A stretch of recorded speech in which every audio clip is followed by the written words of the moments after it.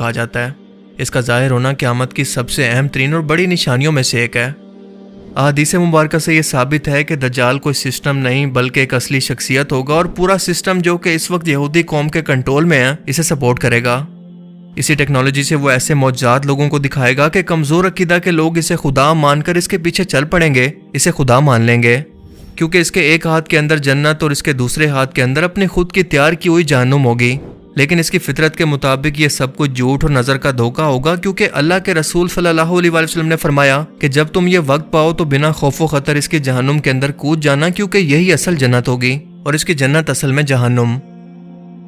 دجال کے فتنہ سے متعلق ہر ایک پیغمبر اپنی اپنی قوموں کو اس کے متعلق ڈراتے رہے کہ قیامت سے پہلے ایسا بدترین فتنہ روئے زمین پر اور کوئی نہیں آیا، لیکن رسول اللہ صلی اللہ علیہ وسلم کیونکہ اللہ کے آخری نبی ہیں، لہٰذا آپ پر یہ لازم تھا کہ امت کو اس کی نشانیاں کھول کھول کر بیان فرماتے، تاکہ آپ کی امت کے لوگ اس وقت کے اندر انہی نشانیوں سے دجال کو پہچان کر اس کا مقابلہ کریں، اور آپ صلی اللہ علیہ وسلم نے بالکل ایسا ہی کیا۔ مگر دوستو، معاملہ اتنا سادہ بھی نہیں ہے، کیونکہ اگر ان نشانیوں سے دجال کو پہچاننا اتنا ہی آسان تھا تو اللہ کے رسول صلی اللہ علیہ وسلم ہمیں بار بار اس فتنہ سے ڈراتے اور خبردار بھلا کیوں کرتے؟ دجال کی ہر ایک نشانی، مثلاً اس کی بائیں آنکھ کا کانا ہونا، بال گنگرالے، گندمی رنگت، ماتھے پر کافر لکھا ہونا اور یہودی نسل سے ہونا، اس طرح کی کئی اور تفصیلات ہم پہلے کی ویڈیوز کے اندر جان چکے ہیں۔ لیکن سوال یہ ہے کہ کیا دجال اس وقت بھی دنیا کے اندر موجود ہے؟ اگر ہاں تو کہاں؟ یہ سب سے اہم سوال ہے، کیونکہ اللہ کے رسول صلی اللہ علیہ وسلم نے اس کی قید کی جگہ تک کی نشاندہی کر دی تھی کہ وہ اس وقت کہاں موجود ہے اور کس وقت دنیا میں ظاہر ہوگا۔ اگر آج انہی نشانیوں کو سامنے رکھ کر ہم اس جزیرے کی لوکیشن نکالنے کی کوشش کریں تو جو حقائق ہمارے سامنے آتے ہیں آپ کو شوق کر دیں گے۔ مگر یہ سب سمجھنے سے پہلے کہ دجال اس وقت اس ٹائم کے اندر کہاں پر موجود ہے، ہمیں ایک صحابی جن کا نام تھا حضرت تمیم داری، ان کے سمندری سفر اور دجال سے ان کی ملاقات کا واقعہ جاننا انتہائی ضروری ہے، جسے رسول اللہ صلی اللہ علیہ وسلم نے بھی کنفرم کیا کہ ہاں جس شخص سے تم ملے تھے وہ دراصل دجال ہی تھا۔ یہ صحیح مسلم کی ایک طویل حدیث ہے جس کا مفہوم ہے کہ رسول اللہ صلی اللہ علیہ وسلم کے ایک صحابی حضرت تمیم داری جو کہ پہلے کرسچن تھے، جب رسول اللہ صلی اللہ علیہ وسلم کے پاس اسلام قبول کرنے کے لیے حاضر ہوئے تو اپنے ایک سمندری سفر کا احوال آپ صلی اللہ علیہ وسلم سے بیان کیا۔ حضرت فاطمہ بنت قیس رضی اللہ تعالیٰ عنہ سے روایت ہے کہ ایک روز رسول اللہ صلی اللہ علیہ وسلم نے نماز کے بعد تمام صحابہ کو مسجد میں بیٹھے رہنے کا حکم دیا۔ میں تمام عورتوں کی پہلی صف کے اندر موجود تھی، اور پھر فرمایا کہ آج میں نے تمہیں کوئی اللہ کا پیغام یا نصیحت سنانے کے لیے نہیں بلایا، بلکہ وہ کچھ بیان کرنے کے لیے بلایا ہے جو کہ تمیم داری نے اسلام قبول کرنے کے بعد آج مجھ سے بیان کیا۔ وہ کہتے ہیں کہ میں اپنے جوانی کے دنوں کے اندر اپنے 30 لوگوں کے ساتھ عرب کے مشرق کے اندر سمندری سفر پر تھا کہ اچانک سے موسم خراب ہو گیا، اونچی اونچی سمندری لہریں اٹھنے لگی، موسم اتنا خراب ہو گیا کہ پورے 1 مہینے تک ہمارا جہاز سمندر کے اندر ہچکولے کھاتا رہا اور ہمیں کچھ نہیں پتا تھا کہ ہم لوگ کہاں پر جا رہے ہیں یا کہاں پر موجود ہیں۔ ہم نے اپنے اس بڑے جہاز سے چھوٹی چھوٹی کشتیاں اتاری اور الگ الگ جگہ پر کھانے اور لوگوں کی تلاش کے اندر نکل گئے۔ میں اپنی کشتی پر بیٹھ کر کچھ لوگوں کے ساتھ ایک جزیرے پر پہنچا جہاں پر ایک عجیب و غریب قسم کے جانور کو ہم نے اپنے سامنے کھڑے دیکھا، جس کا جسم بالوں سے مکمل طور پر بھرا ہوا تھا۔ یہ چیز انسانوں کی طرح باتیں کر سکتی تھی۔ ہم لوگ اسے دیکھ کر ڈر گئے کہ آخر یہ کیا چیز ہے۔ میں نے پوچھا کہ تم کیا بلا ہو؟ اس نے جواب دیا کہ میرا نام ہے جساسا۔ ہم لوگوں نے پوچھا کہ تم کیا چیز ہو؟ اس نے جواب دیا کہ یہ سب باتیں چھوڑو، بلکہ میں تمہیں اپنے مالک سے ملواتا ہوں، وہ سامنے جو مندر ہے وہاں پر وہ شخص بڑی شدت سے تمہارا انتظار کر رہا ہے۔ اب اس واقعہ کے اندر اس مندر یعنی بت خانہ کے لفظ کو آپ نے ذہن میں رکھنا ہے۔ تمیم داری کہتے ہیں کہ ہم اس کے پیچھے چلے اور اس مندر کے اندر ایک بہت بڑی جسامت کے شخص کو ہم نے زنجیروں کے اندر بندھا ہوا دیکھا۔ اس سے بڑی جسامت کا شخص ہم نے آج سے پہلے کبھی نہیں دیکھا تھا۔ اس کے ہاتھ اس کی گردن سے بندھے ہوئے تھے اور اس شخص نے آتے ہی ہم سے کچھ سوال کیے۔ پہلا سوال یہ تھا کہ مجھے بیسان کی کھجوروں کے بارے میں بتاؤ کہ کیا وہاں پر درختوں پر ابھی بھی پھل آتے ہیں؟ ہم نے کہا کہ ہاں بالکل آتے ہیں۔ وہ کہنے لگا کہ وہاں پر بہت جلد کوئی پھل نہیں ہوگا۔ پھر کہنے لگا کہ مجھے تبریہ کی جھیل کے بارے میں بتاؤ، کیا اس میں ابھی بھی پانی باقی ہے؟ ہم نے کہا کہ ہاں بہت زیادہ پانی ہے۔ اس نے کہا کہ بہت جلد یہ بھی خشک ہونے والا ہے۔ تیسرا سوال اس نے یہ کیا کہ مجھے زغر کے چشمے کے بارے میں بتاؤ، اور اس کے بعد گولن کی پہاڑیوں کے بارے میں پوچھنے لگا، اور آخر میں کہنے لگا کہ مجھے اس امی پیغمبر کے بارے میں بتاؤ کہ اس نے اب تک کیا کیا۔ ہم نے جواب دیا کہ وہ مکہ سے نکل کر مدینہ کے اندر آباد ہو چکے ہیں۔ وہ یہ سن کر کافی حیران ہوا کہ کیا واقعی ایسا ہو چکا ہے؟ ہم نے کہا کہ ہاں بالکل۔ اس کے بعد اس شخص نے کہا کہ اب میں تمہیں بتاتا ہوں کہ میں کون ہوں، میں ہی دجال ہوں، اور بہت جلد یہ تمام نشانیاں پوری ہوتے ہی مجھے یہاں سے باہر نکلنے کی اجازت مل جائے گی اور میں پوری دنیا کے اندر جاؤں گا سوائے مکہ اور مدینہ کے۔ اس کے بعد آپ صلی اللہ علیہ وآلہ وسلم نے فرمایا کہ لوگو یہ یثرب ہے یعنی مدینہ۔ دیکھو میں تمہیں نہیں کہا کرتا تھا کہ دجال نہ شام کے سمندر میں ہے اور نہ ہی یمن کے سمندر میں، بلکہ اپنے ہاتھ سے مشرق کی طرف اشارہ کر کے آپ نے 3 مرتبہ فرمایا کہ دجال مشرق میں ہے، دجال مشرق میں ہے، دجال مشرق میں ہے۔ اس حدیث مبارکہ کے اندر ہمیں دجال کی ایگزیکٹ لوکیشن کی طرف اشارہ کیا گیا ہے کہ وہ مدینہ کے مشرق کے اندر کسی ویران جزیرے کے اندر قید ہے۔ سو چلیں مدینہ کے مشرق کے اندر تمام اہم ترین جزیروں کی کھوج کرتے ہیں اور اس کی لوکیشن کا پتہ لگانے کی کوشش کرتے ہیں۔ مدینہ کے ساتھ مشہور عربین سی موجود ہے جہاں سے حضرت تمیم داری کا یہ جہاز روانہ ہوا تھا۔ اس سمندر میں 4 اہم ترین جزیرے آتے ہیں۔ انڈیا میں لکشدویپ آئلینڈ، مسیرا آئلینڈ جو کہ عمان میں ہے، سکوٹرا آئلینڈ جو کہ یمن میں ہے، اور آخری ہے پاکستان کا استولا آئلینڈ۔ حدیث مبارکہ میں یہ واضح ہے کہ دجال نہ شام میں ہے اور نہ ہی یمن میں، لہٰذا ان 4 میں سے اب 2 جزیرے باقی رہ گئے، انڈیا کا لکشدویپ آئلینڈ اور پاکستان کا استولا آئلینڈ۔ تو اب یہ ڈیسائیڈ کیسے ہوگا کہ ان دونوں آئلینڈ میں سے دراصل وہ آئلینڈ تھا کون سا؟ رسول اللہ صلی اللہ علیہ وآلہ وسلم نے مدینہ سے مشرق کے جس طرف اشارہ کیا تھا، اگر ہم اس سے ایک سیدھی لائن کھینچیں تو آپ یہ جان کر حیران رہ جائیں گے کہ یہ اور کوئی نہیں بلکہ پاکستان کا استولا آئلینڈ ہی بنتا ہے، کیونکہ انڈین آئلینڈ اس لائن سے کافی دور ہو جاتا ہے، جیسا کہ آپ میپ میں دیکھ سکتے ہیں۔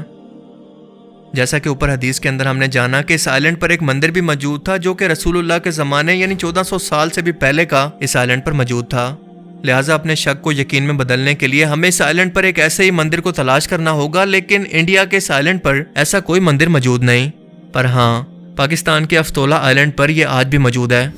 جی ہاں، یہ مشہور کالی ماتا کا مندر ہے جسے تباہی پھیلانے والی خطرناک اور خوفناک قسم کی دیوی ہندوؤں کے عقیدے کے اندر مانا جاتا ہے۔ اس کے بھی جسم پر بہت زیادہ بال موجود ہیں، بالکل وہی حلیہ جیسا کہ جساسا کا تھا، اور یہ مندر بھی یہاں پر کچھ 100 سال پہلے نہیں بنایا گیا بلکہ آج سے 2000 سال پہلے کا یہ یہاں پر موجود ہے، یعنی رسول اللہ صلی اللہ علیہ وآلہ وسلم کے زمانے سے بھی 600 سال پہلے کا۔ تو کیا یہ سب کچھ محض اتفاق ہو سکتا ہے؟ بالکل نہیں، بلکہ یہ کنفرم ہے کہ یہ وہی جگہ تھی جہاں پر حضرت تمیم داری کی دجال اور اس کے ساتھی جساسا سے ملاقات ہوئی تھی، اور دجال کے پوچھے گئے سوالوں کے مطابق جو بھی نشانیاں اس نے بیان کی، یعنی بیسان کی کھجوروں، تبریا کے جھیل اور گولان کی پہاڑیوں سے متعلق، وہ سب کی سب نشانیاں پوری ہو چکی ہیں، اور شاید اب تک یہ دجال وہاں سے آزاد بھی ہو چکا ہے مگر ابھی تک دنیا کے سامنے نہیں آیا۔ یہ سب نشانیاں آخر کیسے پوری ہو چکی ہیں، آئیے ذرا جانتے ہیں۔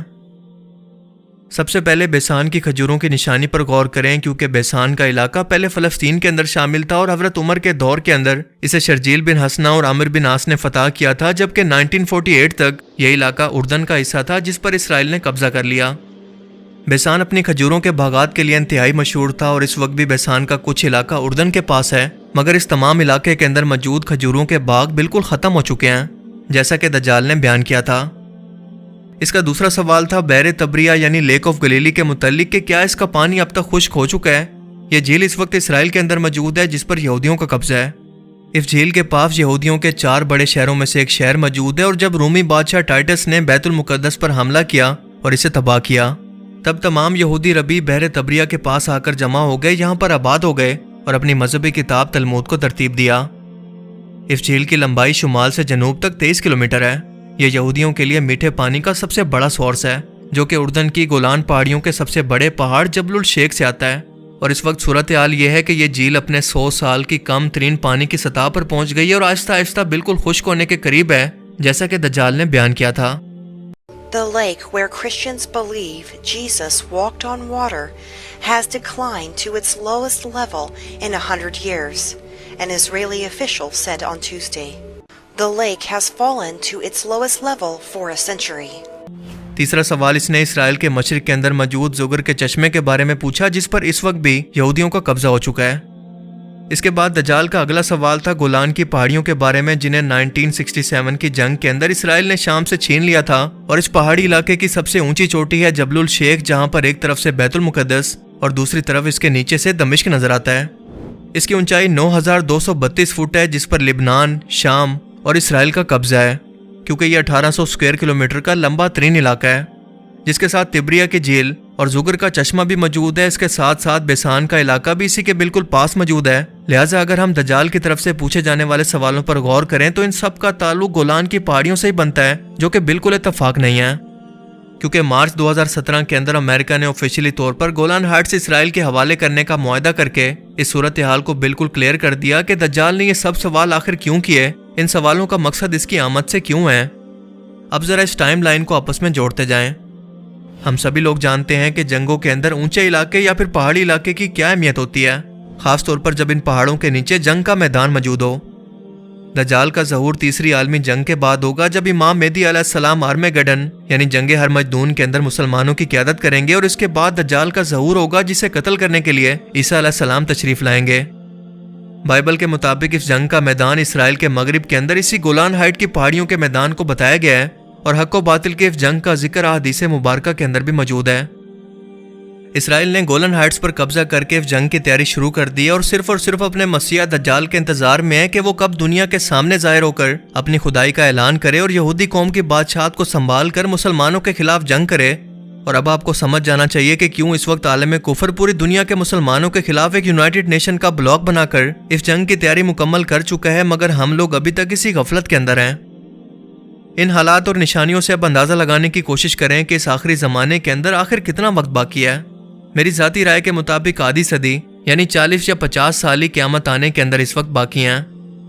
موجودہ حالات و واقعات کو دیکھ کر یہ میرا اندازہ ہے، جو کہ صحیح بھی ہو سکتا ہے یا پھر غلط بھی، کیونکہ قیامت کا اصل علم صرف اور صرف اللہ تعالیٰ کے پاس ہی ہے۔ لیکن سب سے اہم سوال یہ ہے کہ کیا ہم نے اس وقت کی تیاری کر لی ہے، اور اگر یہ سب نشانیاں دیکھ کر اب بھی ہماری آنکھیں نہیں کھلتی تو آخر کب کھلیں گی؟ اللہ تعالیٰ ہمیں سمجھنے کی اور نیک عمل کرنے کی توفیق عطا فرمائے، آمین۔ مجھے امید ہے کہ اس ویڈیو سے آپ کو بہت کچھ نیا جاننے کو ملا ہوگا اور یہ ویڈیو آپ کو پسند آیا ہوگا۔ اگر یہ ویڈیو آپ کو اچھا لگا تو اسے لائک کیجئے، اور اب میں ملوں گا آپ سے ایک ایسی ہی نئی انٹرسٹنگ ویڈیو میں۔ تب تک کے لیے اپنا بہت سا خیال رکھیے گا۔ Thanks for watching this video. اللہ حافظ۔